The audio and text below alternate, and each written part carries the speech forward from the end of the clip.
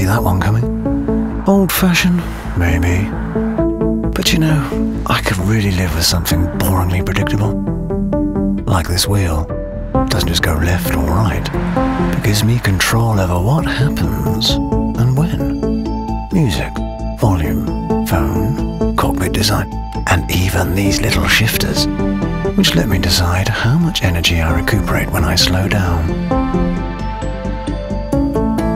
Oh, I didn't mean to slow down now.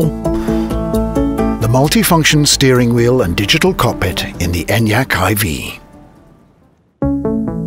The ENYAQ IV comes with a new simplified digital cockpit. The default layout shows assist systems, driving data, and navigation directions. By pressing the top left button on the right-hand side, you can turn on adaptive cruise control. By pressing the buttons below, you can shift focus between the three parts.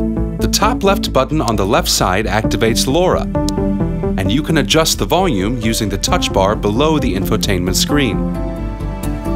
Pressing the top right button on the left side activates steering wheel heating. We wish you safe travels with the digital cockpit and steering wheel, and we hope you're enjoying your new Škoda. Škoda. Simply clever.